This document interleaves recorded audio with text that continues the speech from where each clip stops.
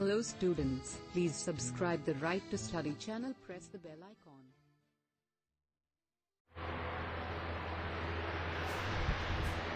Hello student, आप सब कैसे हैं। आशा करता हूँ कि आप सब ठीक होंगे। पिछले लेक्चर में हम लोग मानव श्वसन के क्रिया विधि के बारे में पढ़ा।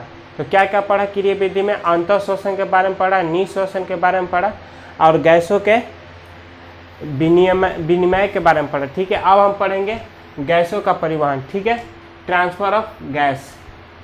तो आप अगर हमारे चैनल पर नए हैं तो प्लीज़ चैनल को सब्सक्राइब करें और बेल आइकन दबाना ना भूलें। ठीक है, तो सर चलिए हम पढ़ते हैं गैसों के परिवहन के बारे में। तो कह रहा है कि जैसे कि पहले बताया जा चुका है, रक्त में ज्यों ही ऑक्सीजन पहुंचता है, यानी रक्त में जैसे ही ऑक्सीजन पहुंचता है उसे हीमोग्लोबिन नामक परिवहन प्रोटीन ग्रहण कर लेता है। उसे हीमोग्लोबिन नामक परिवहन प्रोटीन जो होता है उसको ऑक्सीजन को क्या कर लेता है, अपने अंदर ग्रहण कर लेता है। ठीक है, और रक्त के साथ आगे बढ़ जाता है। और रक्त जो होता है, रक्त के साथ क्या होता है, आगे बढ़ जाता है।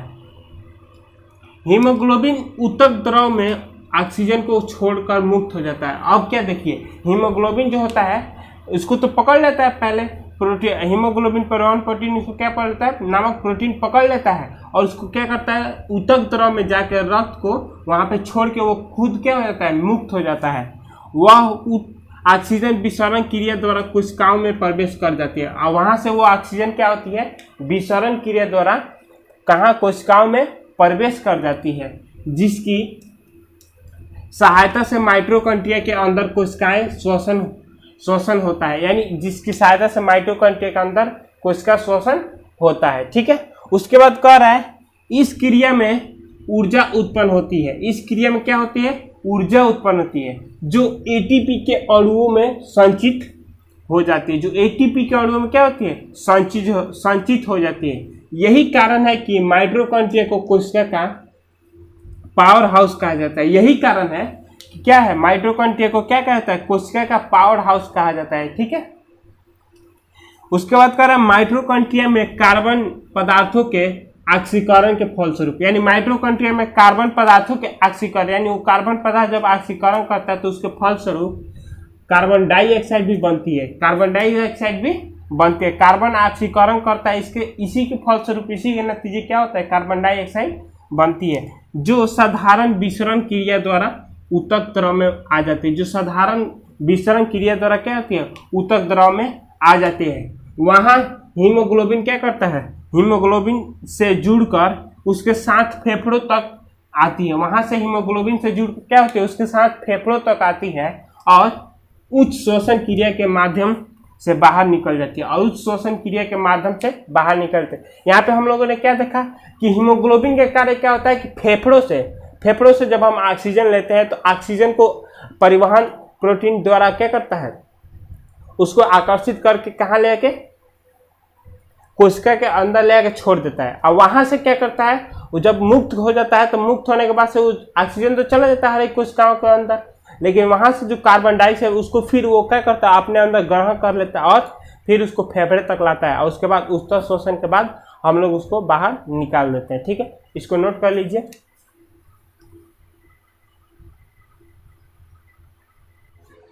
अब देखिए, कह रहा है कि फेफड़ों में O2 हीमोग्लोबिन से जुटकर, यानी फेफड़ों में क्या होता है, O2 हीमोग्लोबिन से जुटकर ऑक्सी हीमोग्लोबिन बनाता है। यानी फेफड़ों में O2 जो होता है हीमोग्लोबिन से जुटकर क्या बनाता है, तो ऑक्सी हीमोग्लोबिन बनाता है। 1 ग्राम हीमोग्लोबिन 1.3 मिलीलीटर ऑक्सीजन परिवहन करता है। 1 ग्राम हीमोग्लोबिन कितना ऑक्सीजन परिवहन करता है, तो 1.3 मिलीलीटर, यानी 1300 ग्राम क्या करता है, ऑक्सीजन परिवहन करता है। इस प्रकार 19 से 20 मिलीलीटर ऑक्सीजन प्रति 100 मिलीलीटर रक्त में प्रवाहित हो जाता है। इसी प्रकार 19 से 20 मिलीलीटर ऑक्सीजन प्रति 100 मिलीलीटर रक्त में क्या होता है, प्रवाहित होता है। यह विभिन्न ऊतकों में इसी रूप में जाता है। यह विभिन्न ऊतकों में भी क्या होता है, इसी रूप से जाता है। और जहाँ कहीं भी ऑक्सीजन का दबाव कम होता है और कार्बन डाइऑक्साइड दबाव अधिक होता है, ऑक्सीजन निकल जाता है। वहाँ पे क्या होता है कि ऑक्सीजन क्या होता है, निकल जाता है। उसके बाद कह रहा है यानी ऑक्सीजन निकलने का मतलब देखिए, यानी जहाँ पे कार्बन डाइऑक्साइड की दबाव अधिक होती है और ऑक्सीजन का दबाव कम हो जाता है तो वहाँ पे क्या करता है, हीमोग्लोबिन से ऑक्सीजन मुक्त हो जाता है। और मुक्त होने के बाद से वो क्या करता है, कार्बन डाइऑक्साइड हीमोग्लोबिन को पकड़ के फिर फेफड़े तक लाता है। ठीक है, उसके बाद कह रहा है विभिन्न ऊतकों में ऑक्सीकरण के कारण, विभिन्न ऊतकों में क्या होता है, ऑक्सीकरण के कारण कार्बन डाइऑक्साइड बनता है। विभिन्न ऊतकों में ऑक्सीकरण के कारण क्या बनता है, कार्बन डाइऑक्साइड बनता है। इसका लगभग 70 से 75 भाग लाल रक्त कणों में कार्बनिक एनहाइड्रोज नामक एंजाइम की मदद से बायोकार्बनिक आयन में बदल जाता है। यानी कहने का मतलब इसका 70 से 75% भाग जो होता है लाल रक्त कणों में, लाल रक्त जो कण होते हैं उसमें, आरबीसी में, रेड ब्लड सेल में कार्बनिक एनहाइड्रोज नामक एंजाइम होता है की मदद से, उसके मदद से यानी कार्बनिक एनहाइड्रोज नामक एंजाइम की मदद से बाइकार्बोनेट आयन में बदल जाता है। ठीक है, और प्लाज्मा के Na+ में जुटकर परिवहन करता है। यानी प्लाज्मा के क्या होता है, Na धनायन के रूप में जुटकर क्या होता है, परिवहन करता है। शेष कार्बन हीमोग्लोबिन तथा कार्बन डाइऑक्साइड हीमोग्लोबिन तथा अन्य प्रोटीन के -NH2 ग्रुप में जुटकर कार्बोमिनो हीमोग्लोबिन या कार्बोमिनो प्रोटीन बनाते हैं। ठीक है, उसके बाद कह रहा है इस रूप में जब CO2 फेफड़ों में पहुंचता है तो पुनः टूटकर गैसीय रूप में आ जाता है। इस रूप में जब फेफड़ों में जब CO2 क्या होता है, जब CO2 फेफड़ों में पहुंचता है तो वो पुनः टूट के क्या हो जाता है, पुनः टूट के फेफड़ों में वो गैसीय रूप में आ जाता है और विसरण कर जाता है। और क्या कर जाता है जी, तो विसरण कर जाता है। इसको नोट कर लीजिए। अब देखिए कह रहा है हीमोग्लोबिन प्लस ऑक्सीजन, यानी फेफड़ों और ऊतक में तो ऑक्सी हीमोग्लोबिन बनाता है। ठीक है, उसके बाद जल प्लस कार्बन डाइऑक्साइड फेफड़ों और ऊतक में H2CO3, यानी फेफड़ों और ऊतक में H+ धनायन प्लस H3O3। ठीक है, उसके बाद कह रहा है तो यही एक प्रक्रिया है। ठीक है, तो कह रहा है इसको इस प्रकार शरीर में उत्पन्न होने वाला पूरा कार्बन डाइऑक्साइड आसानी से बाहर निकल जाता है। इस प्रक्रिया द्वारा शरीर में पूरा उत्पन्न होने वाला कार्बन डाइऑक्साइड क्या होता है, शरीर आसानी से बाहर निकल जाता है। इसको नोट कर लीजिए।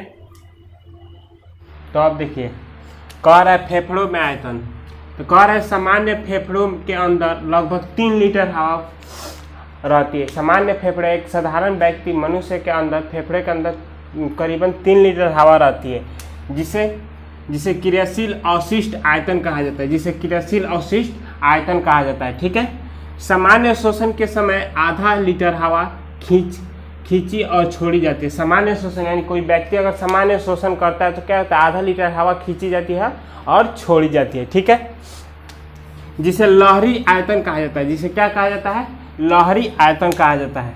उसके बाद कह रहा है यदि खूब दम लगाकर सांस ली जाए तो 2 लीटर अतिरिक्त हवा खींची जा सकती है। यानी अगर खूब दम लगा के क्या किया जाए, सांस खींचा जाए तो अतिरिक्त 2 लीटर अत्यधिक हवा क्या किया जाता है, खींचा जा सकता है, जिसे अंतः श्वसन या संरक्षित आयतन कहा जाता है। ठीक है, इसी तरह यदि खूब जोर से फूंका जाए तो लगभग 1.5 लीटर अतिरिक्त हवा निकाली जा सकती है। अगर कोई व्यक्ति खूब जोर से फूंक रहा है तो अपने शरीर से वो 1.5 लीटर ही हवा निकाल सकता है। ठीक है, इसे निश्वसन का संरक्षित आयतन कहा जाता है। ठीक है, लेकिन किसी भी प्रकार से शेष 1.5 लीटर हवा बाहर नहीं निकाली जा सकती। यानी किसी भी प्रकार से, किसी भी माध्यम से 1.5 लीटर हवा क्या किया जाता है, बाहर नहीं निकाला जाता है, नहीं निकाला जा सकता है, जो अवशिष्ट आयतन कहलाती है, जो क्या कहलाती है, अवशिष्ट आयतन कहलाती है। ठीक है,